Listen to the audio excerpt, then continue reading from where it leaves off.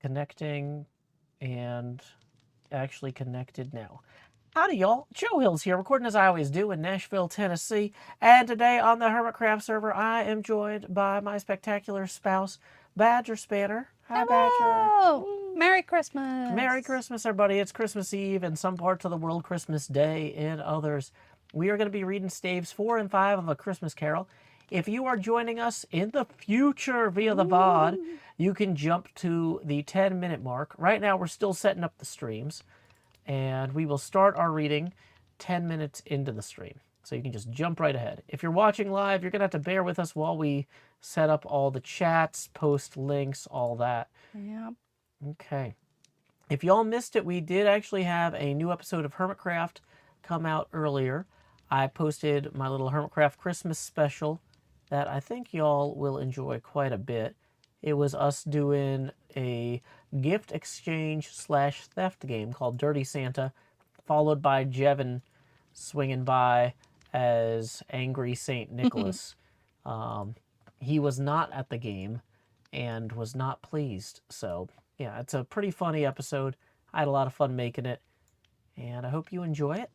If you haven't seen that now, you can check that out on your watch list or watch later list. Let me post a link to that. If you're joining us via Twitch, as a reminder, you can always find my YouTube videos at Joe Hills TSD on YouTube. My stream schedule, I have no stream scheduled for tomorrow, but I will be back on the 26th. You can find my stream schedule at joehills.net/soon. This is a viewer-supported stream. We are rotating the camera 1 degree angular for every dollar that rolls in. So right now we are here at 67 degrees angular. So if y'all want to tip, feel free to do that. Let's see. What else do we got to do to set up the stream? We need to post the read along link. Badger is reading along on their phone. So if Badger... So yeah, if I just randomly glare into my lap, it's because of that. Yeah, Badger is not texting somebody else about what a terrible audience you are. Badger thinks you're a great audience, I'm sure. Yeah. Definitely. Definitely. Yes. So much so that I have to be the one to say it. No, I'm kidding. Good evening, Kindleus in the Discord chat, Mr. Hardluck in the Twitch chat. Welcome, Onionbot, Insane Cat, Pepper Basenji, Mariah Berry, Local Lesbian 4229, Fenrin Flowers, Okay Now, Iconic Anemone. Welcome, Big Papa's House, Queen Dark Lady, One Pisces, Swifty. I guess that's a swift boat captain or something. Thank you for your service in Vietnam. Welcome the Watcher. Welcome Big O Ciara. Welcome Picnic Slug, E-Jam, Dottie Matra 9. Welcome Pearl DE. Is DE Denmark? No, it is Germany. Welcome German Pearl. Welcome the Watcher. Welcome Captain Monkey, Adam78, Valkavinia, E-Jam, 8-Bit Victorian. Please don't yell in all caps, or you will be timed out or banned. I will say, since I'm trying to focus on reading, people who misbehave will probably be banned rather than warned.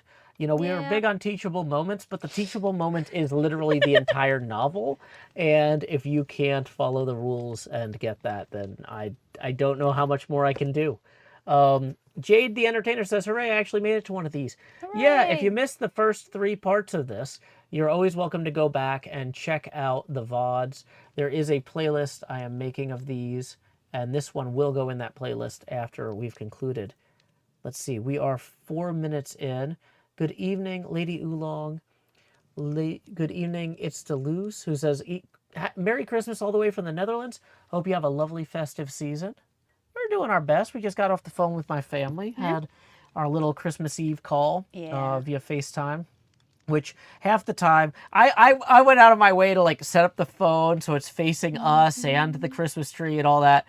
And then... And they were just like spinning the my camera mom around. is just like setting it on the table, pointing at the ceiling. And then like occasionally they try to point it at my one brother who does not want to be on camera. And he's just like looking off in the distance, not realizing he's on camera, just against a blank wall. It's like, it's a room with 12 people in it and a million Christmas decorations. It's like, here's the one guy who doesn't want to be on camera and a blank wall. Enjoy. Yeah.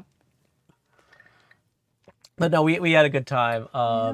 We did get to see It everybody, wouldn't or be I wouldn't Christmas know. without an them- overstimulated baby either. Yeah, the baby was just like, what is going on? Why are there so many people in my house? Yeah, yeah. They're like, say hi to Uncle Joe. And the kid's just Kid's like like, looking around "What?" the whole room. And they're like, no, on the phone. He's like, I mean, in fairness, there's a lot of people here. One of them might be Uncle Joe. Who knows? Who Yeah. can keep track of all these people in his house, you He know? already has a Grandpa Joe too, so, you know, that must be confusing. Yeah, it's the whole thing. But yeah, Grown Man, Angel Coin, glad to see y'all. Jabba the Hutt, welcome. Unbuckled Spaghetti, Mailman Dave, NJ Coffee Junkie. Good evening and Merry Christmas Eve. Welcome Jasmine, Fox J, Tuxedo, Templar, Arizona as well. Chloe says, hello, Joe and chat. Merry Christmas and happy holidays to those who don't celebrate. Well, happy holidays to those who don't celebrate holidays is still kind of rude. It's like, if you hate holidays, I hope you're happy. I hope you're happy now. It's a wicked season's greetings. Welcome Presto Car. Welcome Dandelion Time. It is indeed time for a Christmas carol. It is. Let's see, we've got the link pinned. We posted the tipping link. We posted the stream schedule. Let me go ahead and post the playlist link for anybody who... Yeah, a few other links before we go live. Yeah, open that now. Honestly, this is not a top-tier production. Like, this is just us having fun. Oh yeah, that does get chromed out pretty well. I know, right? Yay. Yeah. So let me post a link to today's Hermitcraft. If you missed my Hermitcraft Christmas special that went out earlier. Bum, bum, bum, bum, bum, bum. You can go ahead and put this in your watch later list. Boop. I think that link is clickable. Yeah. It has indeed worked. T-Lug says, thanks, Joe. Been enjoying the readings. Crystalline3 says, if you don't celebrate, I hope you have a nice day anyway. Yeah, that's a nicer way to say that. That's good. Merry Christmas from South Australia. Ooh. Nice and warm there. Oof. It was 76 Fahrenheit in Nashville today. I'm wearing this robe and I'm actually kind of like struggling.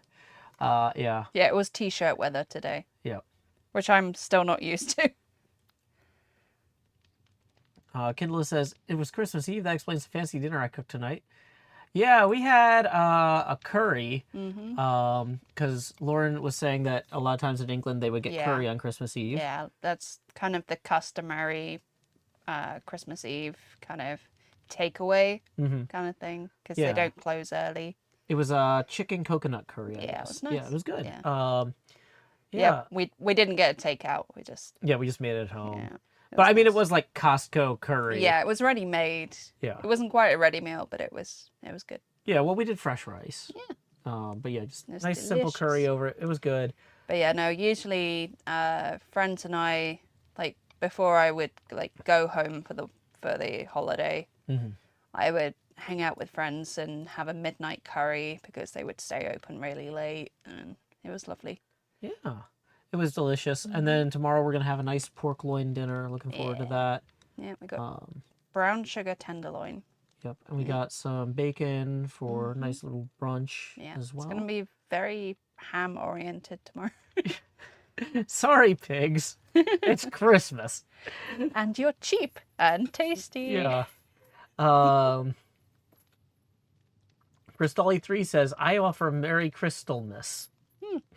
There you go. That you can celebrate as long as you like Crystally 3. Happy Wednesday and Thursday. Yeah. Weldon says, I watched Stave 1 during a boat parade, and it was very enjoyable. Well, I'm happy to provide... I mean, you don't really need to watch this. You could watch a parade while listening to the reading. That's fine. That's an acceptable use of your evening. Alrighty. Melman Dave says that they had the traditional Chinese food. Yeah, we would have that on Christmas Day if no one was cooking. Yeah. The Jewish side of my family were very happy. G the Entertainer says, ham. Ham. Queen Darkly says, we had chicken masala from the in-laws tonight, and we'll be having a pesto parmesan stuffed pork loin tomorrow. Sounds good. Alrighty. So we are hitting the 10-minute mark in about 10 seconds.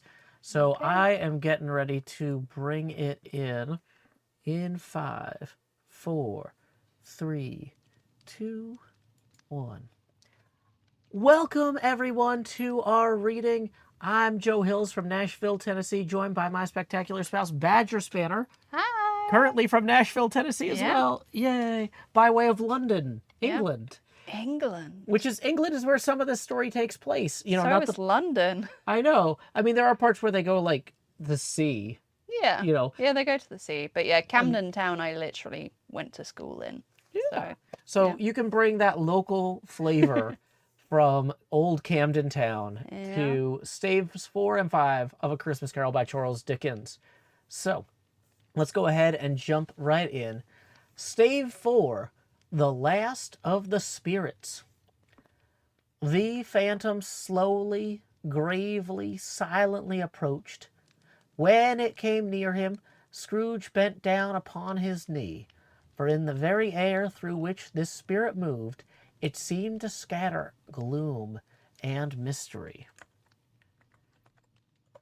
It was shrouded in a deep black garment, which concealed its head, its face, its form, and left nothing of it visible save one outstretched hand.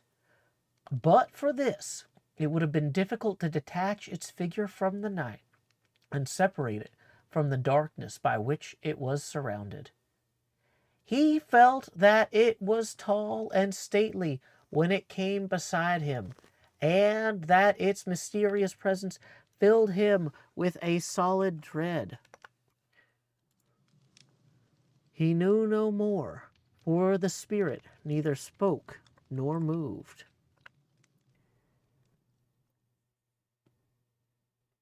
"I am in the presence of the ghost of Christmas yet to come," said Scrooge.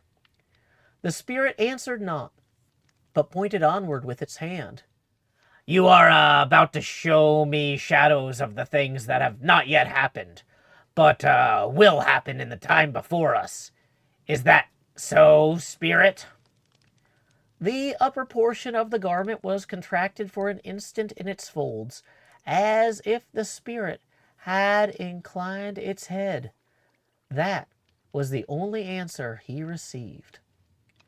Although well used to ghastly company by this time, Scrooge feared the silent shape so much that his legs trembled beneath him, and he found that he could hardly stand when he prepared to follow it. The spirit paused a moment, as observing his condition, and giving him time to recover. But Scrooge was all the worse for this. It thrilled him with a vague, uncertain horror to know that behind the dusky shroud there were ghostly eyes intently fixed upon him, while he, though he stretched his own to the utmost, could see nothing but a spectral hand and one great heap of black. "Ghost of the future, I fear you more than any specter I have seen, but as I know your purpose is to do me good, and as I hope to live to be another man from what I was, I am prepared to bear you company, and I do it with a thankful heart. Will you not speak to me?" It gave him no reply. The hand was pointed straight before them. "Lead on! Lead on! The night is waning fast, and it is precious time to me. I know. Lead on, spirit." The phantom moved away as it had come toward him. Scrooge followed in the shadow of its dress, which bore him up, he thought, and carried him along. They scarcely seemed to enter the city, for the city rather seemed to spring up about them and encompass them of its own act.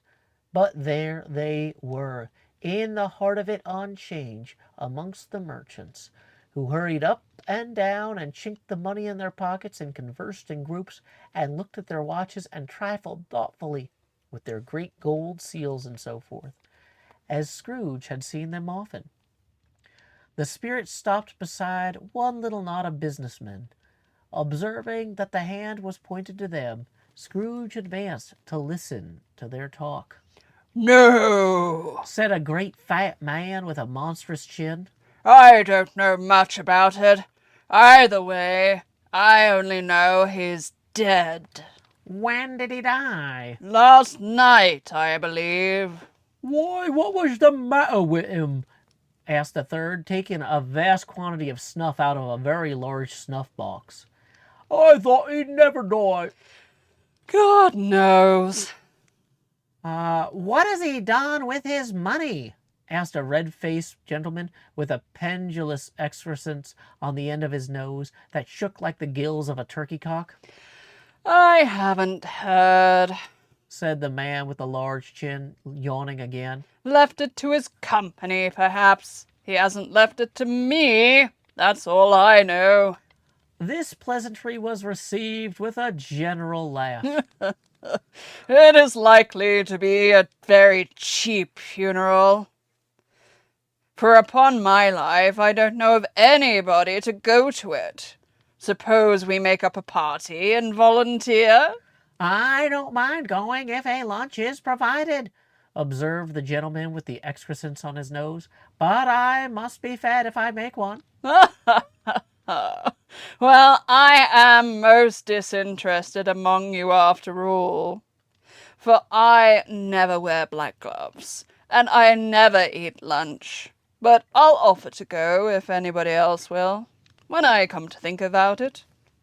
I'm not at all sure that it wasn't his most peculiar friend, for we used to stop and speak whenever we met. Bye-bye. Speakers and listeners strolled away and mixed with other groups. Scrooge knew the men and looked toward the spirit for an explanation. The phantom glided on into a street.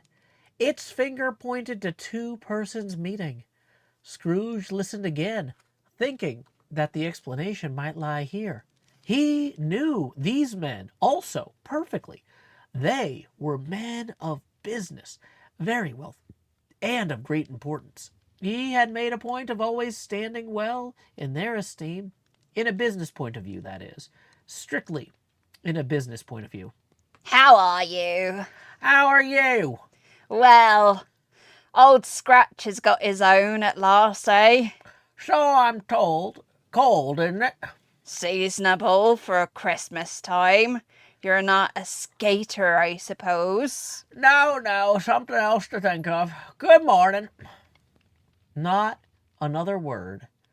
That was their meeting, their conversation, and their parting.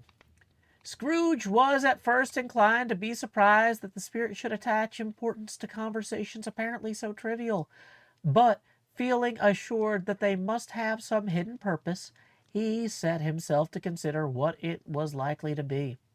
They could scarcely be supposed to have any bearing on the death of Jacob, his old partner, for that was past, and this ghost province was the future.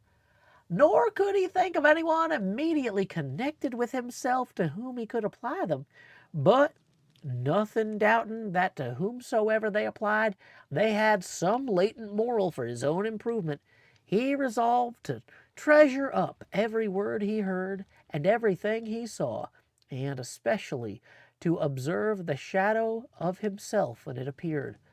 For he had an expectation that the conduct of his future self would give him the clue he missed, and would render the solution of these riddles easy. He looked about in that very place for his own image, but another man stood in his accustomed corner, and though the clock pointed to his usual time of day for being there, he saw no likeness of himself among the multitudes that poured in through the porch. It gave him little surprise, however, for he had been resolving in his mind a change of life, and thought and hoped he saw his new-born resolutions carried out in this. Quiet and dark, beside him stood the phantom with its outstretched hand. When he roused himself from his thoughtful quest, he fancied from the turn of the hand and its situation in reference to himself that the unseen eyes were looking at him keenly. It made him shudder and feel very cold.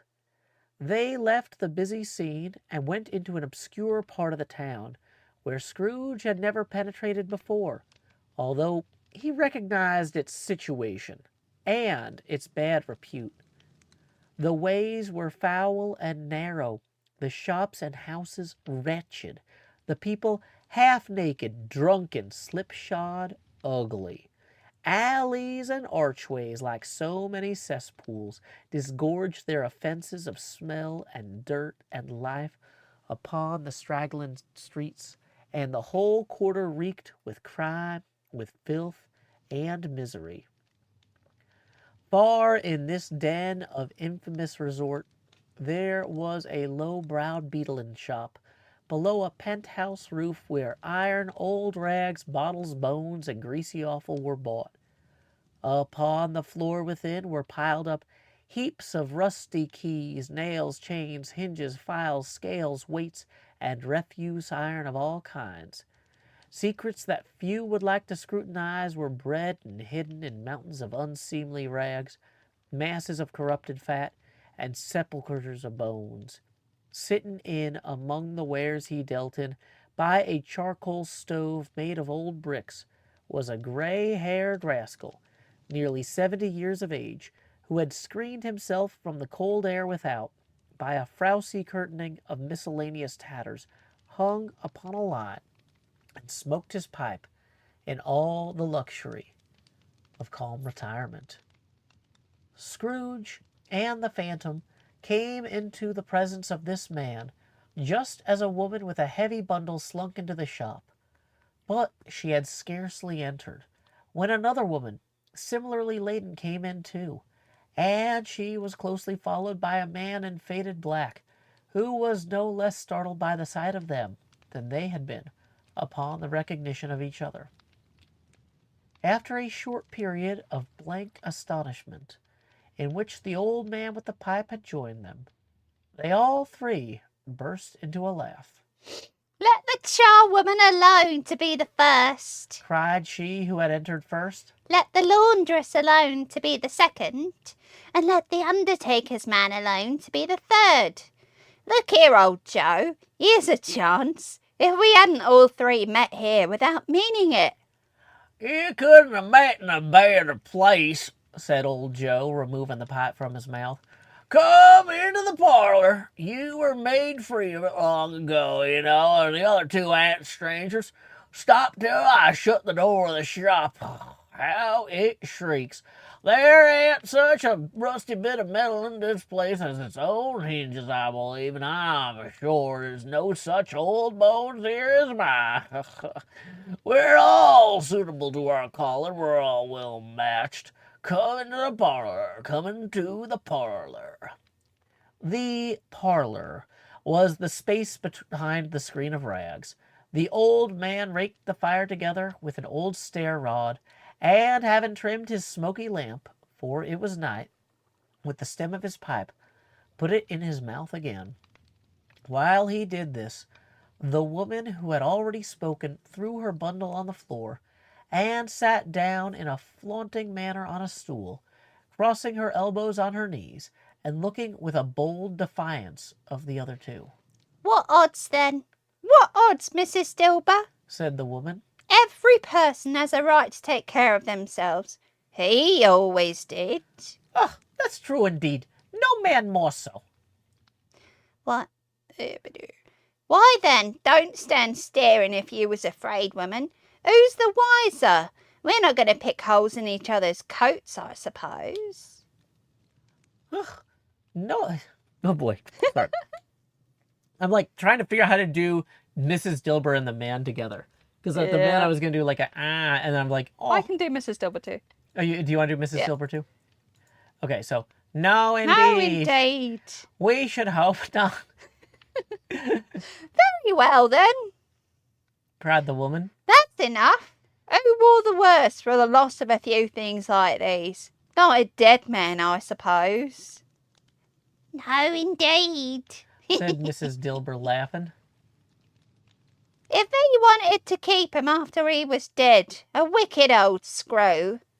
Why wasn't he natural in his lifetime? If he had been, He'd have had someone to look after him when he was struck with death, instead of lying gasping about his last there all alone by himself. It's the truest word that ever spoke. Here's a judgment on him. I will. This is why I wasn't going to have you do Yeah. both, because, Yeah. they go back and forth a lot. Yeah. I wish it was a little heavier judgment, replied the woman. And it should have been. You may depend on it. If I could have laid my hands on anything else, open that bundle, old Joe, and let me know the value of it. Speak out plain. I'm not afraid to be the first, nor for them to see it. We know pretty well that we were helping ourselves before we met here, I believe. It's no sin. Open the bundle, Joe. But the gallantry of her friends would not allow of this, and the man in faded black, mounting the breech first, produced his plunder. It was not extensive. A seal or two, a pencil case, a pair of sleeve buttons, and a brooch of no great value were all. They were severally examined and appraised by old Joe, who chalked the sums he was disposed to give for each upon the wall, and added them up into a total, when he found there was nothing more to come. That's your account, and I wouldn't get another 6 pence if I was to be boiled for not doing it. Who's next? Mrs. Dilber was next. Sheets and towels, a little wearing apparel, 2 old-fashioned silver teaspoons, a pair of sugar tongs, and a few boots. Her account was stated on the wall in the same manner. I always give too much to ladies. It's a weakness of mine, and that's the way I ruin myself. That's your account.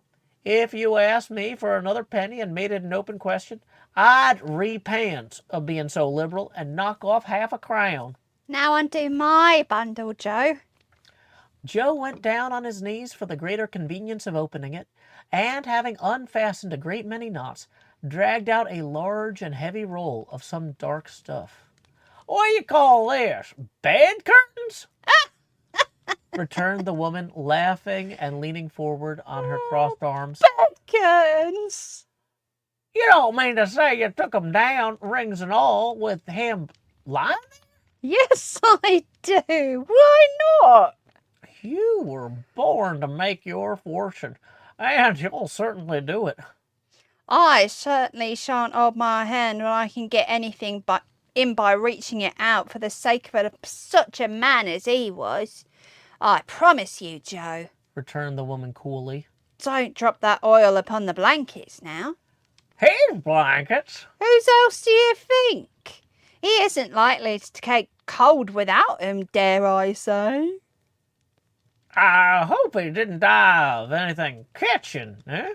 Said old Joe, stopping his work and looking up. Don't you be afraid of that. Ain't so fond of his company that I'd loiter round him for such things, if he did. You may look through that shirt till your eyes ache. You won't find a hole in it, nor a threadbare piece. That's the best he had, and a fine one too. They'd have wasted it if it hadn't been for me. What do you call wasting it? Putting it on him to be buried in, I'm to be sure. Replied the woman with a laugh. Someone was fool enough to do it, but I took it off again. If calico ain't good enough for such a purpose, it isn't good enough for anything. It's quite as becoming to the body. He can't look uglier than he did in that one. Scrooge listened to this dialogue in horror.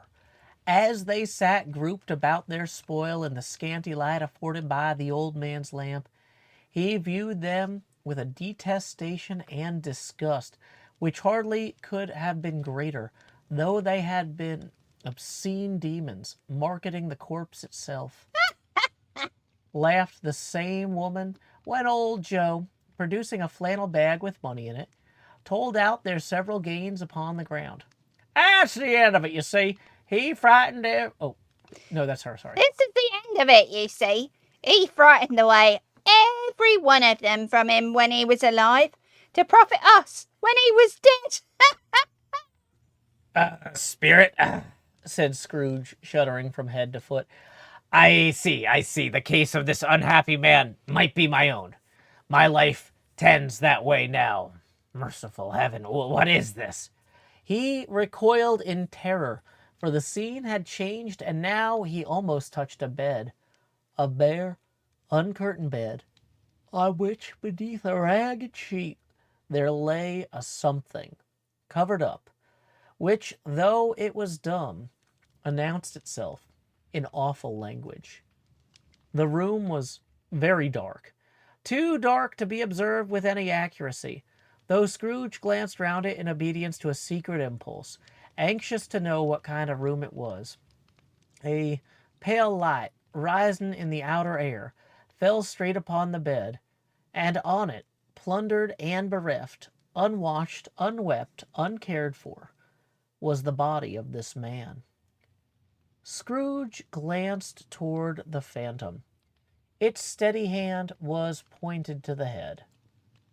The cover was so carelessly adjusted that the slightest raising of it, the motion of a finger upon Scrooge's part, would have disclosed the face. He thought of it, felt how easy it would be to do, and longed to do it. But he had no more power to withdraw the veil than to dismiss the spectre at his side. Oh, cold, cold, dreadful death, set up thine altar here, and dress it with such terrors as thou hast at thy command, for this is thy dominion. But of the loved, revered, and honored head, thou canst not turn one hair to thy dread purposes, or make one feature odious. It is not that the hand is heavy and will fall down when released. It is not that the heart and pulse are still, but that the hand was open, generous, and true, the heart brave, warm, and tender, the pulse a man's. Strike, shadow, strike, and see his good deeds springing from the wound to sow the world with life immortal. No voice pronounced these words in Scrooge's ears, and yet he heard them when he looked upon the bed. He thought, if this man could be raised up now, what would be his foremost thoughts? Avarice, hard dealing, griping cares, they have brought him to a rich end, truly. He lay in the dark, empty house, with not a man, a woman, or a child to say that he was kind to me in this or that, and for the memory of one kind word, I will be kind to him.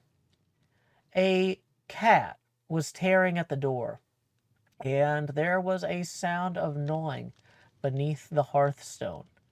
What they wanted in this room of death, and why they were so restless and disturbed, Scrooge did not dare to think. Spirit, this is a fearful place. In leaving it, I shall not leave its lessons. Trust me, let us go.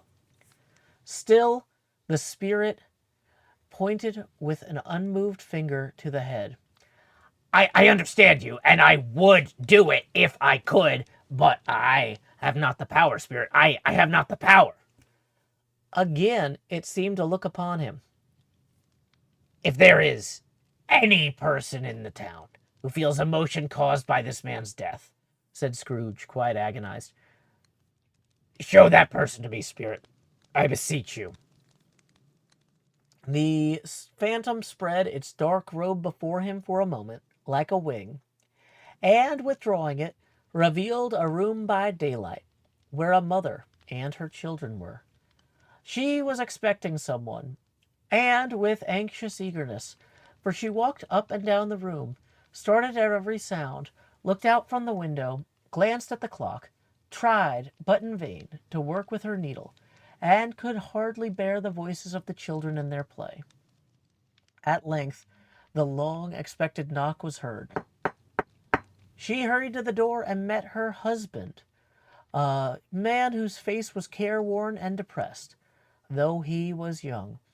There was a remarkable expression in it now, a kind of serious delight of which he felt ashamed, and which he struggled to repress. He sat down to dinner that had been hoarding for him by the fire, and when she asked him faintly what news, which was not until after a long silence, he appeared embarrassed how to answer. Is it good or bad? Bad. We are quite ruined. No, there is hope yet, Caroline, If he relents. she said, amazed. There is. Nothing is past hope if such a miracle has happened. He is past relenting. He is dead. She was a mild and patient creature, if her face spoke truth, but she was thankful in her soul to hear it, and she said so, with clasped hands. She prayed forgiveness the next moment, and was sorry, but the first emotion was of her heart. What the half-drunken woman whom I told of you last night said to me. Oh, wait, sorry. That was you. Yeah, sorry. Yeah. There's not like stage directions Yep. or clear lines in this. What the half-drunken woman whom I told you of last night said to me when I tried to see him and obtain a week's delay, and what I thought was a mere excuse to avoid me turns out to have been quite true. He was not only very ill, but dying then. To whom will our debt be transferred? I don't know, but before that time we shall be ready with the money, and even though we were not, it would be a bad fortune indeed to find so merciless a creditor in his successor. We may sleep tonight with light hearts, Caroline. Yes, soften it as they would, their hearts were lighter. The children's faces, hushed and clustered round to hear what they so little understood, were brighter, and it was a happier house for this man's death. The only emotion the ghost could show him, caused by the event, was one of pleasure. Let me see some tenderness connected with the death, said Scrooge, or that dark chamber, which we left just now, will be forever present to me. The ghost conducted him through several streets familiar to his feet, and as they went along, Scrooge looked here and there to find himself, but nowhere was he to be seen. They entered poor Bob Cratchit's house, the dwelling he had visited before, and found the mother and the children seated round the fire. Quiet, very quiet. The noisy little Cratchits were as still as statues in one corner, and sat looking up at Peter, who had a book before him. The mother and her daughters were engaged in sewing, but surely they were very quiet. And he took a child and set him in the midst of them. Where had Scrooge heard those words? He had not dreamed them. The boy must have read them out as he and the spirit crossed the threshold. Why did he not go on? The mother laid her work upon the table and put her hand up to her face. The colour hurts my eyes, She said, the color. Ah, poor Tiny Tim. They're better now again. It makes them weak by candlelight, and I won't show weak eyes to your father when he comes home for the world. It must be near his time. Past it rather, Peter answered, shutting up his book. But I think he has walked a little slower than he used these last few evenings, Mother. They were very quiet again. At last she said, and in a steady, cheerful voice that only faltered once, I have known him walk with Tiny Tim upon his shoulder very fast indeed. And so have I, cried Peter. Often, And so have I. exclaimed another. So had all, But he was very light to carry, she resumed, intent upon her work. and his father loved him so. So it was no trouble, no trouble. There is your father at the door. She hurried out to meet him, and little Bob and his comforter, he had need of it, poor fellow, came in. His tea was ready for him on the hob, and they all tried who should help him to it most. Then the two young Cratchits got up on his knees and laid each child a little cheek against his face, as if they said, Don't mind it, Father. don't be grieved. Bob was very cheerful with them, and spoke pleasantly to all the family. He looked at the work upon the table, and praised the industry and speed of Mrs. Cratchit and the girls. They would be done long before Sunday, he said. Sunday? You went today then, Robert? Yes, my dear, returned Bob. I wish you could have gone. It would have done you good to see how green a place it is. But you'll see it often. I promised him that I would walk there on a Sunday. My little child, cried Bob. My little child. He broke down all at once. He couldn't help it. If he could have helped it, he and his child could have been further apart, perhaps, than they were. He left the room and went upstairs to the room above, which was lighted cheerfully and hung with Christmas. There was a chair set close beside the child, and there were signs of someone having been there lately. Poor Bob sat down in it, and when he had thought a little and composed himself, he kissed the little face. He was reconciled to what had happened, and went down again quite happy. They drew about the fire and talked, the girls and mother working still. Bob told them of the extraordinary kindness of Mr. Scrooge's nephew, whom he had scarcely seen but once, and who, meeting him in the street just that day, and seeing him, he looked just a little down, you know, said Bob, inquired what had happened to distress him. On which, said Bob, for he is the pleasantest spoken gentleman you ever heard, I told him, I am heartily sorry for it, Mr. Cratchit, he said, and heartily sorry for your good wife. By the by, how he ever knew that, I don't know. Knew what, my dear? I knew that you were a good wife. Everybody knows that, said Peter. Very well observed, my boy, cried Bob. I hope they do.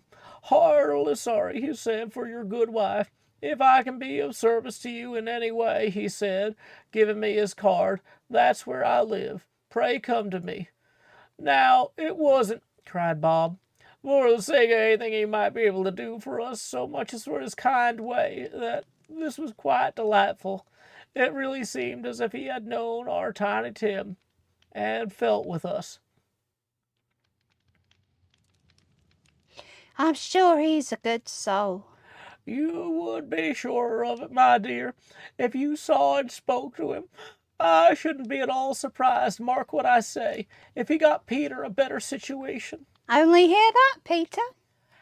And then, cried one of the girls, Peter will be keeping company with someone and setting up for himself. Get along with you, retorted Peter, grinning. It's just as likely as not, said Bob. One of these days, though there's plenty of time for that, my dear. But however and whenever we part from one another, I am sure that we shall none of us forget poor Tiny Tim, shall we, or this first parting that there was among us. Never, Father, cried they all. And I know, my dears, that when we recollect how patient and how mild he was, although he was a little child, we shall not quarrel easily among ourselves, and forget poor Tiny Tim in doing it. No, never, Father, they all cried again. I'm very happy. Oh wait, is little Bob is the baby. Is the baby, right? Yeah, I was gonna let you. I'm very happy. Said little Bob. I'm happy. Mrs. Cratchit kissed him. His daughters kissed him. The two. Well, no. I think little Bob is Big Just Bob. Bob. Sorry, I'm like. Yep. Okay. Very confusing. I'm very happy. I'm very happy, said little Bob. I'm very happy. Mrs. Cratchit kissed him. His daughters kissed him. The two young Cratchits kissed him. And Peter and himself shook hands. Spirit of Tiny Tim, thy childish essence was from God. Spectre, something informs me that our parting moment is at hand. I know it, but I know not how. Tell me what man was that whom we saw lying dead. The ghost of Christmas yet to come conveyed him as before, though at a different time he thought. Indeed, there seemed no order in these latter visions, save that they were in the future, into the resorts of businessmen, but showed him not himself. Indeed, the spirit did not stay for anything, but went straight on as to the end just now desired, until besought by Scrooge to tarry for a moment. This court, through which we hurry now, is where my place of occupation is, and has been for a length of time. I see the house. Let me behold what I shall be in days to come. The spirit stopped. The hand was pointed elsewhere. The house is yonder. Why do you point away? The inexorable finger underwent no change. Scrooge hastened to the window of his office and looked in. It was an office still, but not his. The furniture was not the same, and the figure in the chair was not himself. The phantom pointed as before. He joined it once again, and wondering why and whither he had gone, accompanied it until they reached an iron gate. He paused to look round before entering. A churchyard. Here, then, the wretched man whose name he had now to learn lay underneath the ground. It was a worthy place, walled in by houses, overrun by grass and weeds, the growth of vegetation's death, not life, choked up with too much burying, fat with repleted appetite. A worthy place. The spirit stood among the graves and pointed down to one. He advanced towards it trembling. The phantom was exactly as it had been, but he dreaded that he saw new meaning in its solemn shape. Before I draw nearer to that stone to which you point, answer me one question. Are these the shadows of things that will be, or are they the shadows of things that may be only? Still, the ghost pointed downward to the grave by which it stood. Men's courses will foreshadow certain ends to which, if persevered in, they must lead, but if the courses be departed from, the ends will change. Say it thus, with what you show me. The spirit was as immovable as ever. Scrooge tripped toward it, trembling as he went, and following the finger, read upon the stone of the neglected grave his own name, Ebenezer Scrooge. Am I that man who lay upon the bed? He cried upon his knees. The finger pointed from the grave to him and back again. No, spirit. Oh, no. The finger was still there.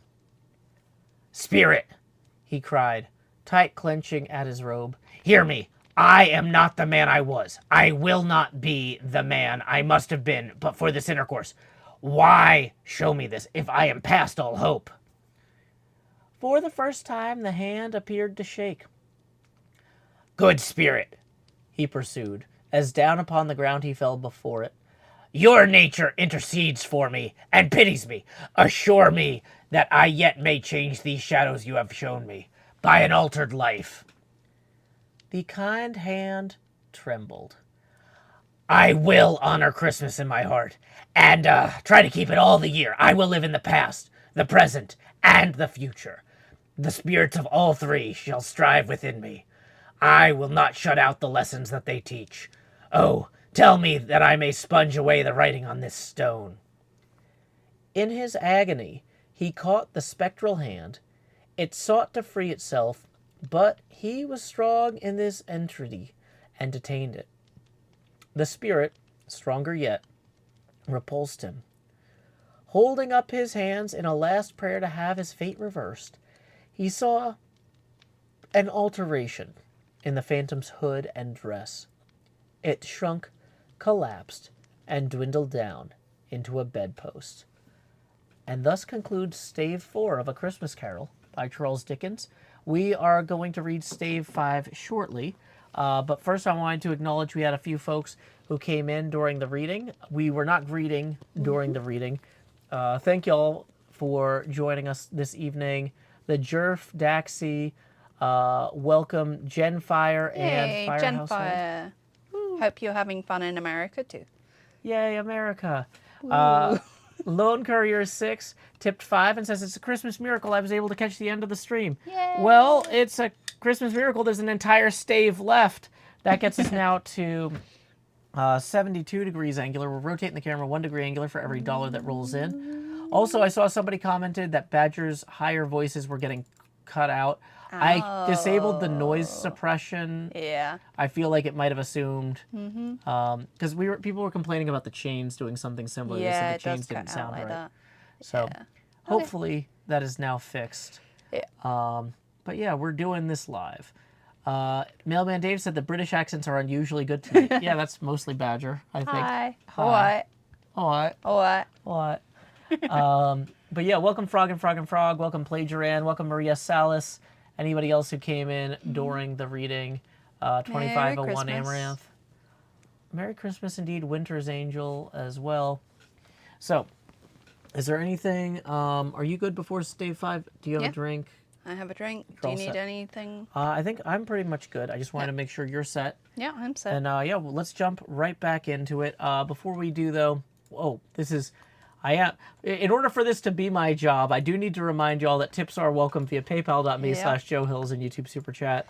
But no worries if you cannot tip. Yeah. The folks who are tipping are making the show free for everybody to enjoy, not only financially free, but also guilt-free. We're all at different points in our lives, and I'm so pleased that I can offer this free entertainment on Christmas Eve to y'all. Welcome Sci-Fi Fantasy. Welcome Borealis Laura. Merry Christmas to y'all Merry as well. Christmas. Woo. Evening Naman Sabu, who just rolled in too. Okay. Oh yeah. Every time that somebody does something like joins the game, I have to hit F3 and D. But I can't just turn off the chat entirely because they might start yelling at me like, hey, I'm about to burn down your theater with you inside or something. Yeah, it's awkward. Yeah. So I do need to leave that on. But okay. Fair enough. So the next stave in Charles Dickens' A Christmas Carol is stave 5, the end of it. Yes! And the bedpost was his own. The bed was his own. The room was his own. Best and happiest of it all. The time before him was his own to make amends in. I will live in the past, the present, and the future. Scrooge repeated as he scrambled out of bed. The spirits of all three shall strive within me. Oh, Jacob Marley, heaven and Christmas time be praised for this. I say it on my knees, old Jacob, on my knees. He was so fluttered and so glowing with his good intentions that his broken voice would scarcely answer to his call. He had been sobbing violently in his conflict with the spirit, and his face was wet with tears. They are not torn down, cried Scrooge, folding one of his bed curtains in his arms. They are not torn down, rings and all, they are here. I am here. The shadows of the things that would have been may be dispelled. They will be. I know they will. His hands were busy with his garments all this time, turning them inside out, putting them on upside down, tearing them, mislaying them, making them parties to every kind of extravagance. I don't know what to do, cried Scrooge, laughing and crying in the same breath, and making a perfect lacoon of himself with his stockings. I am light as a feather, I am happy as an angel, I am merry as a schoolboy, I am giddy as a drunken man. A Merry Christmas to everybody! A Happy New Year to all the world! Hello here! Woo! Hello! He had frisked into the sitting room and was now standing there, perfectly winded. There's the saucepan that the gruel was in, cried Scrooge, starting off again, going round the fireplace. There's the door by which the ghost of Jacob Marley entered. There's the corner where the ghost of Christmas present sat. There's the window where I saw the wandering spirits. It's all right. It's all true. It all happened. Really, for a man who had been out of practice for so many years, it was a splendid laugh, a most illustrious laugh, the father of a long, long line of brilliant laughs. I don't know what day of the month it is, said Scrooge. I don't know how long I've been among the spirits. I don't know anything. I'm quite a baby. Never mind. I don't care. I'd rather be a baby. Hello. Ooh, hello here. He was checked in his transports by the churches ringing out the lustiest peals he had ever heard. Clash, clang, hammer, ding, dong, bell. Bell, dong, ding, hammer, clang, clash. Oh, glorious. Glorious. Running to the window, he opened it and put out his head. No fog, no mist, clear, bright, jovial, stirring, cold, cold, piping for the blood to dance to, golden sunlight, heavenly sky, sweet fresh air, merry bells, oh, glorious, glorious. What's today? Cried Scrooge, calling downward to a boy in Sunday clothes, who perhaps had loitered in to look about him. Eh? Returned the boy, with all his might of wonder. What's today, my fine fellow? Today? Why, Christmas Day! It's Christmas Day. I haven't missed it. The spirits have done it all in one night. They can do anything they like. Of course they can. Of course they can. Hello, my fine fellow. Hello. Do you know the Poulterers in the next street but one at the corner? I should hope I did. An intelligent boy, a remarkable boy. Do you know whether they sold the prize turkey that was hanging up? Not the little prize turkey, the big one. What, the one as big as me? What a delightful boy. It's a pleasure to talk to him. Yes, my buck. It's hanging there now. Is it? Go and buy it. Walker! No, I am in earnest. Go and buy it and tell them to bring it here, that I may give them the direction where to take it. Come back with the man and I'll give you a shilling. Come back with him in less than 5 minutes and I'll give you half a crown. The boy was off like a shot. He must have had a steady hand at a trigger who have gotten a shot off half so fast. I'll send it to Bob Cratchit's, whispered Scrooge, rubbing his hands, splitting with a laugh. He shan't know who sent it. It's twice the size of Tiny Tim. Joe Miller never made such a joke as sending it to Bob will be. The hand in which he wrote the address was not a steady one, but write it he did, somehow, and went downstairs to open the street door, ready for the coming of the poulterer's man. As he stood there, waiting his arrival, the knocker caught his eye. I shall love it as long as I live, cried Scrooge, patting it with his hand. I scarcely ever looked at it before. What an honest expression it has in its face. It's a wonderful knocker. Here's the turkey. Hello, whoa. Hi, how are you? Merry Christmas. It was a turkey. He never could have stood upon his legs, that bird. He would have snapped 'em short off in a minute, like sticks of sealing wax. Why, it's impossible to carry that to Camden Town. You must have a cab. The chuckle with which he said this, and the chuckle with which he paid for the turkey, and the chuckle with which he paid for the cab, and the chuckle with which he recompensed the boy, were only to be exceeded by the chuckle with which he sat down, breathless in his chair again, and chuckled till he cried. Shaving was not an easy task, for his hand continued to shake very much, and shaving requires attention, even when you don't dance while you are at it. But if he had cut the end of his nose off, he would have put a piece of sticking plaster over it and been quite satisfied. He dressed himself all in his best and at last got out into the streets. The people were by this time pouring forth, as he had seen them with the ghost of Christmas present. And walking with his hands behind him, Scrooge regarded every one with a delighted smile. He looked so irresistibly pleasant in a word that 3 or 4 good-humored fellows says, Good morning, sir. A Merry Christmas to you.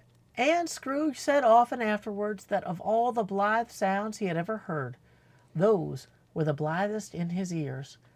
He had not gone far when, coming on toward him, he beheld the portly gentleman who had walked into his counting-house the day before and said, Scrooge.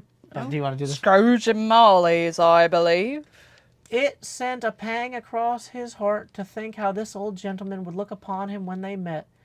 But he knew what path lay straight before him, and he took it. My dear sir, said Scrooge, quickening his pace and taking the old gentleman by both hands. How do you do? I hope you succeeded yesterday. It was very kind of you. Merry Christmas to you, sir. Mr. Scrooge? Yes, that is my name, and I fear it may not be pleasant to you. Allow me to ask your pardon, and will you have the goodness? Here, Scrooge whispered in his ear, Lord bless me! cried the gentleman as if his breath were taken away. Why, my dearest Mr. Scrooge, are you serious? If you please, not a farthing less. A great many back payments are included in it, I assure you. Will you do me that favor? My dear sir, Said the other, shaking hands with him. I don't know what to say to such Don't say anything, please. Come and see me. Will you come and see me? I will! Cried the old gentleman, and it was clear he meant to do it. Thank ye, I am much obliged to you. Thank ye 50 times. Bless you. He went to church and walked about the streets and watched the people hurrying to and fro, and patted children on the head and questioned beggars, and looked down into the kitchens of houses and up to the windows, and found that everything could yield him pleasure. He had never dreamed that any walk, that anything, could give him so much happiness. In the afternoon, he turned his steps toward his nephew's house. He passed the door a dozen times before he had the courage to go up and knock. But he made a dash and did it. Is the master at home, my dear? Said Scrooge to the girl. Nice girl, very. Yes, sir. Where is he, my love? He is in the dining room, sir, along with mistress. I'll show you upstairs, if you please. Thank you, he knows me. Said Scrooge with his hand already on the dining room lock. I'll go in here, my dear. He turned it gently and sidled his face in round the door. They were looking at the table, which was spread out in great array, for these young housekeepers are always nervous on such points, and like to see everything is right. Fred! Said Scrooge. Dear heart alive, how his niece by marriage started. Scrooge had forgotten, for the moment, about her sitting in the corner with the footstool, or he wouldn't have done it on any account. Do you want to be Fred? No, you can be Fred. Okay. What do you want me to be? I'll be Fred, fine. Why, bless my soul! Who's that? It's I, your Uncle Scrooge. I have come to dinner. Will you let me in, Fred? Let him in. Huh. It's a mercy he didn't shake his arm off. He was at home in 5 minutes. Nothing could be heartier. His niece looked just the same. So did Topper when he came. So did the plump sister when she came. So did everyone when they came. Wonderful party, wonderful games, wonderful unanimity, wonderful happiness. But he was early at the office next morning. Oh, he was early there. If he could only be there first and catch Bob Cratchit coming late, that was the thing he had set his heart upon. And he did it. Yeah, he did. The clock struck 9. No Bob. 1/4 past. No Bob. He was full 18 minutes and a half behind his time.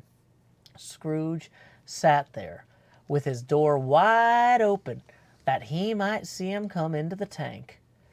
His hat was off before he opened the door, his comforter too. He was on his stool in a jiffy, driving away with his pen as if he were trying to overtake 9 o'clock. Hello! Growled Scrooge in his accustomed voice as near as he could feign it. What do you mean by coming in here at this time of day? I am very sorry. I don't know. I can't get this voice. I'm very sorry, sir. I am very sorry, sir. I am behind my time. You are? Yeah, I think you are. Step this way, sir, if you please. It's only but once a year, sir, pleaded Bob, appearing from the tank. It shall not be repeated. I was making rather merry yesterday, sir. Now, I'll tell you what, my friend, said Scrooge. I am not going to stand this sort of thing any longer. And therefore, he continued, leaping from his stool and giving Bob such a dig in the waistcoat that he staggered back into the tank again. And therefore, I am going to raise your salary. Bob trembled and got a little nearer to the ruler. He had a momentary idea of knocking Scrooge down with it, holding him and calling to the people in the court for help in a strait waistcoat. A Merry Christmas, Bob, said Scrooge, with an earnestness that could not be mistaken, and he clapped him on the back. A merrier Christmas, Bob, my good fellow, than I have given you for many a year.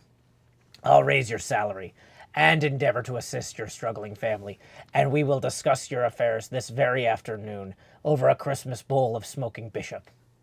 Bob, make up the fires and buy another coal scuttle before you dot another I, Bob Cratchit. Scrooge was better than his word. He did it all, and infinitely more. And to Tiny Tim, who did not die, he was a second father. He became as good a friend, as good a master, and as good a man as the good old city knew, or any other good old city, town, or borough in the good old world. Some people laughed to see the alteration in him, but he let them laugh, and little heeded them, for he was wise enough to know that nothing ever happened on this globe for good, at which some people did not have their fill of laughter in the outset, and knowing that such as these would be blind anyway, he thought it quite as well that they should wrinkle up their eyes and grins as have the malady in less attractive forms.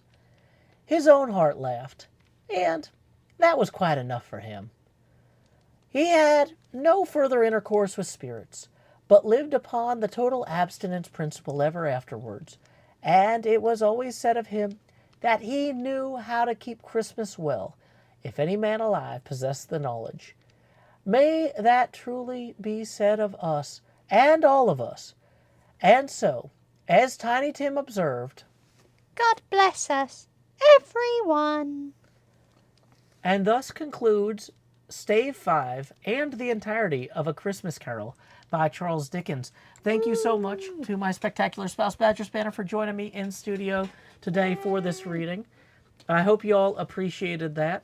If you did, just as a reminder, tips are welcome via paypal.me/showhills and YouTube Super Chat. We got a tip rolling in from Lost Cult Music for 7, who says, Merry Christmas, Joe and Badger. Thank you very much. Lost Cult Music, we're going to rotate the camera now 7 degrees angular. From 72 to 79 degrees. That's about how hot it was here. We hit 76 earlier here in Nashville. Yeah. Jamal _ says, woo! Yay, Yay. Jamal. Howdy, Jamal. Glad you could catch the end of the stream. Big Papa House says, it's been great, Joe. Happy holidays to all. Yeah, if y'all need to run, we're going to be wrapping up in the next 10 minutes. I always like to give folks who tip a chance to be thanked at the end of the stream. But yeah, let me... Oh, yeah, I was going to say I can move my Minecraft head now. Hello. Hello. I'm going to go back here. Now Try that not to burn yourself. Yeah, I was going to say, I can go start opening presents. Da, da, da, da, da. Yeah. I don't know if the snowmen were too distracting in the background there. Oops. But yeah, we had a couple snowmen that I added to the scene as well as the gifts. It was very cute. Yeah, I've been kind of putting the tree together and everything, kind of like an advent calendar where each day got yeah. slightly more complicated. That's cool. I was trying to get some red baubles by killing red sheep, but You it ended kept up with the giving me jeb. jeb heads. Yeah. I was like, well, you know what? That's fine. We'll put a couple of those in. I added the death head for the Ghost Yeah. of Christmas Future today. Very nice. Very nice. But yeah, we had the Insomniac Phantom for the first night when Scrooge Very couldn't good. sleep.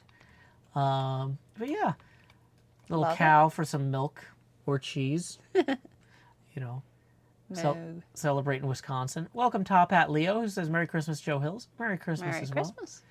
Dandelion Time says this was the best to listen to while making up pumpkin pies for tomorrow. Oh, nice. Excellent. I hope you have a fantastic pie. Whoops, I forgot to... I had my phone unmuted because I was expecting a call from family. Yeah. Yeah, we had a fantastic call with them earlier. But yeah, Badger, I don't think you've gotten to see much of the studio. No. But we've got some bleachers in here. Let me show you the News 60 desk for Studio 11. Oh, nice. So the idea is that I'll put the camera about here with FOV 30. Yeah, so it's nice and zoomed in. So it's nice and zoomed in. Nice. And then we'll... Punxsutawney, very nice. Yep. Croydon. Yep. Yeah. Yep. You know, I wanted, Croydon represent. But yeah, I was also thinking maybe my bit will be that the news is read by the Beetlejuice. Oh, yeah. And what I was thinking I would do is I would find a list of famous newscasters who are now like deceased for at least 40 or 50 years. Nobody like recent. Yeah, yeah. but you know, like he'd be like, "Hey, this is the Beetlejuice. I'm filling in for famous newscaster who's at a party with Elvis tonight. Yeah. I was also invited, but I chose not to go in a way that uses a pun that references an Elvis song. We haven't actually written that yet, but you get the idea."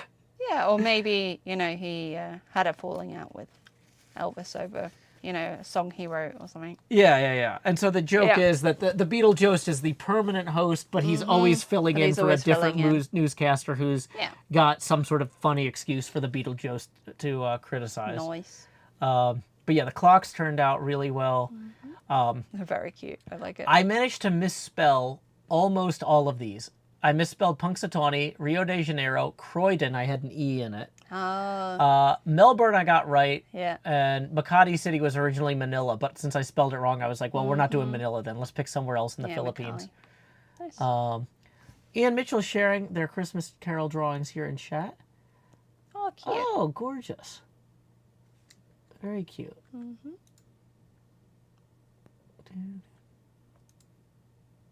So these frames, did you also do the graphic design on the frames? They're really cool. This is very cool. Was this like a collaborative project, or did you do just the drawings? But yeah, these are great, Ian Mitchell. Very cool. Thank you for sharing. Yeah. Padawan S says, this was lovely to listen to while finishing bows. Nice. I'm so glad. If anybody missed the beginning of the stream, you might have missed that a new Hermitcraft Christmas special just came out. And it features footage from the Christmas live stream we did as a group from the gift exchange playing Dirty Santa. You know, I should move over here so that way I'm not like too close to our faces. Hold on. Now Badger's in the news chair. This is Joe Hills, joined this evening by BadgerSpanner. Good evening. Algorithm 32 Tips 11 says, Merry Christmas to you both. Thank you very much, Algorithm 32. That's going to rotate us to... I'm just going to spin me right round here because I'm trying to alt-tab out. To 90 degrees angular. Merry Christmas as well, Algorithm 32. Kindle says, if Punxsutawney and Nashville are in different time zones, when does the camera reset? Well, the camera resets... dang it, this sleeve is getting hung up here. Oh no, I've moved it out of the way because I was fixing the keyboard. The camera resets at 6 a.m. Punxsutawney, Pennsylvania time, which is 5 a.m. Nashville time. It's 6 Eastern, 5 Central. Did you not know? Yeah, did you not know it resets at 5 a.m. my time? That's why it only ever gets reset on certain stream days where I've got the 5 a.m. slot. But, yeah. And then we got a tip rolling in from Dez410 who says, Happy Holidays. Happy Holidays, Dez. Let's go ahead and get that on the abacus as well and rotate the camera 10 degrees angular. Happy holidays. Happy holidays to you. But yeah, let's see. Top Hat Leo says it's 3:30 a.m. in the UK and I just finished prepping the turkey for Christmas. I almost interrupted.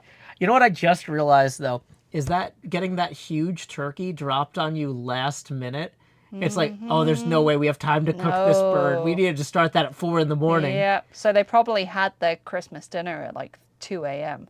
Yeah, I mean, well, I mean, in theory, though, like, I mean, they could take it out. They do take them to the bakers. Maybe they partially carved it so they could cook it faster or something. Yeah, I don't know. They probably carved it up a bit. Yeah. I'm sure the baker sees this stuff all the time and is like, here's my baker hack. Yep. Baker hacks are what they called life hacks back then. But yeah, bakers used to be the only places with ovens. Like, you didn't have an oven in your house. You had a small fire. So anything like bread and stuff like that, you would go over to the bakery to get that done. And thank you to Sion for tipping 5, who says, Merry Christmas, both. Thank you for doing this. The set is great, particularly the snowman through the window. Last weekend, I saw a very abridged marionette puppet show of A Christmas Carol using audio from a radio play. It was wonderful. Yeah, this is such a great piece of writing. It's so fun to see how it's been interpreted different ways. And I love all sorts of interpretations of it, but that's one of the reasons I also want to share the unabridged version of it. I think somebody clicked the wrong thing there. That happens sometimes. Yep. So we got a reverse. Yeah. Oh wait, tip. no, that's actually a request. Sorry. Yep.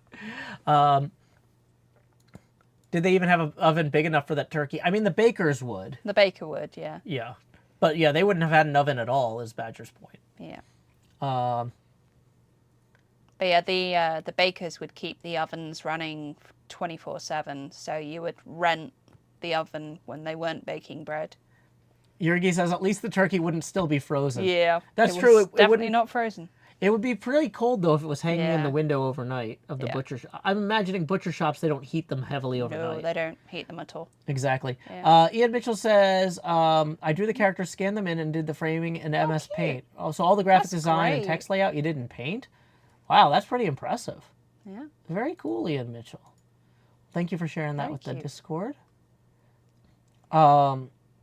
Kendall says, pouring boring water into the turkey's body cavity can jumpstart the cooking process Yeah. without affecting the taste. Okay. Yeah. But still, in terms of it being a prank, it's a prank for two reasons. For one, they would never expect something so nice. And two, it's a sudden inconvenience. It really is. It's like, yeah. Genuine. Hey, we got a tip rolling in from Mr. Hardlock, who says, Merry Christmas from the Dark Locks. Merry Christmas as well to you, Queen Dark Lady, and Mr. Hardlock. Sorry that you couldn't join us in person for Christmas this year, but thank you again for joining us on the call yesterday. We're rotating the camera now to 155 degrees angular. Do-do-do-do. Have I seen the Doctor Who adaptation of A Christmas Carol? Is that the one with the fish? Yeah. I think we watched that last year. I had somehow missed that. Yeah, Joe had never seen it, and I saw it at a cast screening, Yeah. which was really fun. Some of the Matt Smith ones, I just somehow they slipped Yeah. through the cracks because like I would buy them on iTunes, but like sometimes they wouldn't go up right away or they'd be labeled weird, and so like I didn't always know when there was a new Doctor Who coming out. Yeah, Yeah. that was good.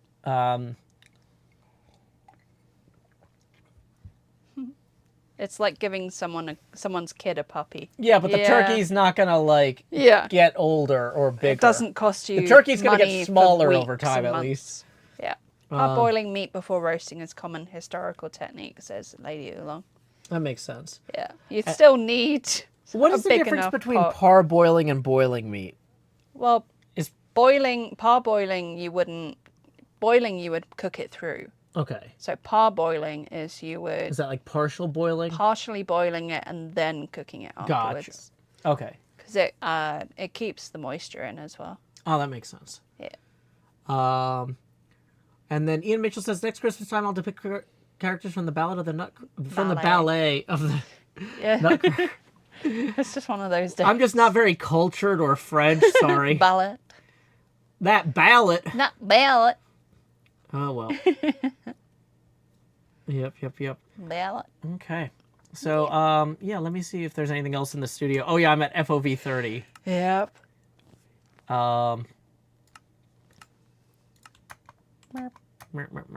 But yeah, the head writer's office is going to go up there. I'm moving the writer's room from the basement to up here since we don't need Yeah. as many accountants with offices.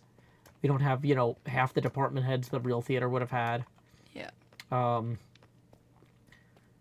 Yeah, if I come up the only stairwell, there's going to be balconies here overlooking some of the different stages.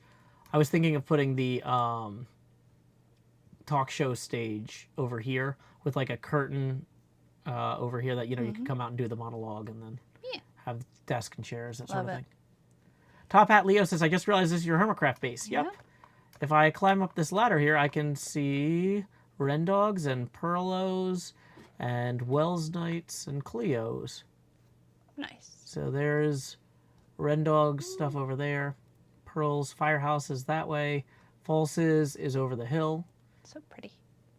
Wells is really Wow. doing wildly good this season. It's a beautiful build. I'm really lucky to have him as a neighbor. Yeah. And it really keeps the pressure on me Yeah, I was to going to keep say, this because looking you good. just have to keep going. I'm like, Because everyone's too good around you. oh, I forgot to put my armor back on. Yeah. yeah. I was like, why did I take so much fall damage here? Let me take a horse real quick. Splat. Yeah, Badger, you mind if I show you the back of the building real Yeah, quick? sure. This hasn't been in an episode yet. Yeah. I haven't been watching your streams much either. So No, that's totally fair. If we come back up here. So the view from, so B-Dubs' house is out this way. And that's the back of the build, which is not going to get the most attention. But if that's the part that B-Dub sees Yeah. first when he comes over here on stream or in a Yeah, video, you want to keep up the... he'd probably edit it out of a video. But on stream, if he's coming over the hill, he's coming over the hill. You know, it's in the stream. But yeah, so I'm pretty happy with how the top of the dome... And I'm going to put, like, a little, like, dining balcony out here. Like, this is where they have lunch or go That looks smoke or great. whatever. Uh-oh. Did not mean to fall off there. Oh, I was going to say, why can't I hear the hoofbeats? I turned friendly mobs down when I was harvesting sheep earlier because I was editing, and it was, like, interfering with my process. But yeah, I've got a loading dock door over there that I think turned out pretty okay. And then, gonna have gassed parking in here with like a gassed pen, and then I need to put in more horse parking slots when I can get some more basalt. Nice. Actually, I should also jump up here. If you're tired of this, we don't have to keep looking at it from different angles, but I just want to show you since great. you haven't been by much. I am a proud spouse. Yay. Whoop. So yeah, if we just head up the hill here. This is a very dangerous hill. There's a lot of random holes. Why is it not running up the path? Running up that hill.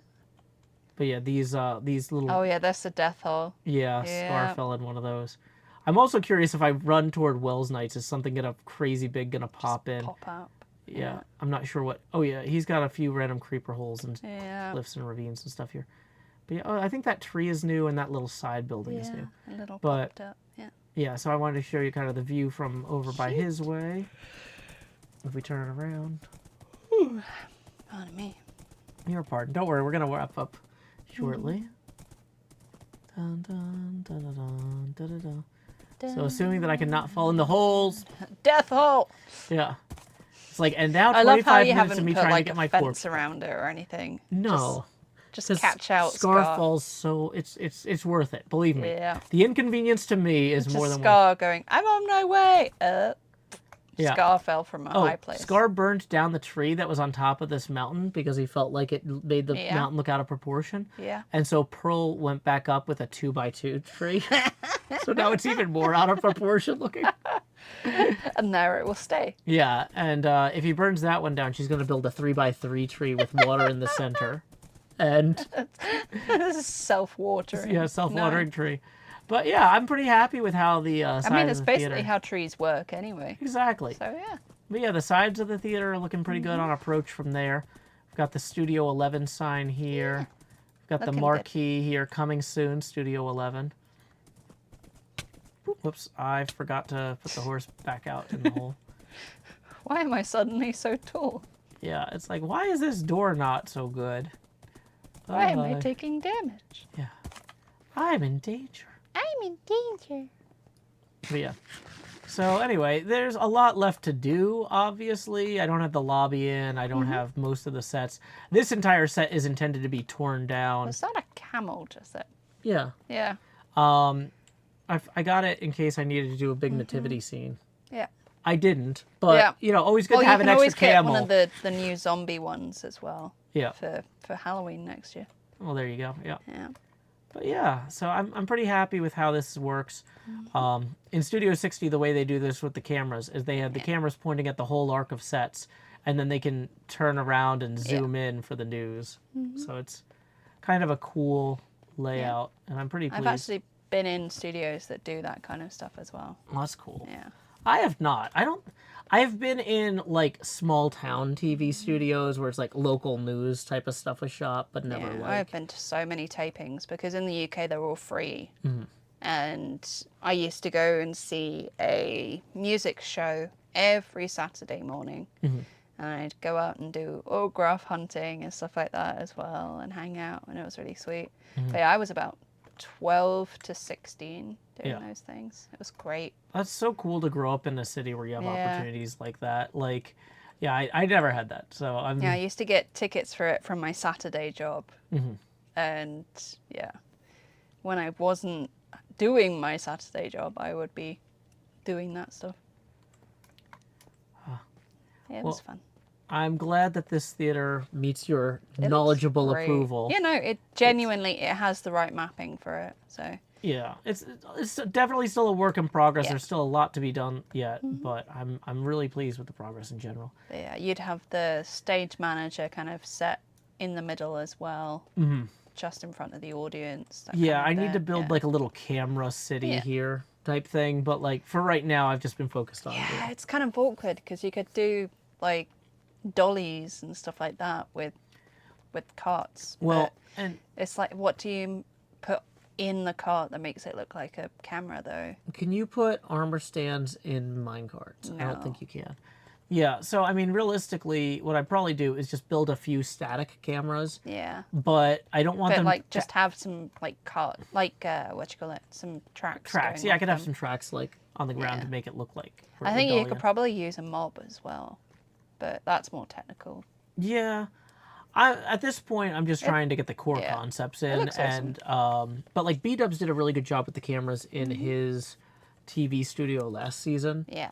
So I'm gonna want to look at what he did and make sure that I do something different, but I want to aim for equally good, but in my own way. You Yeah. know what I mean?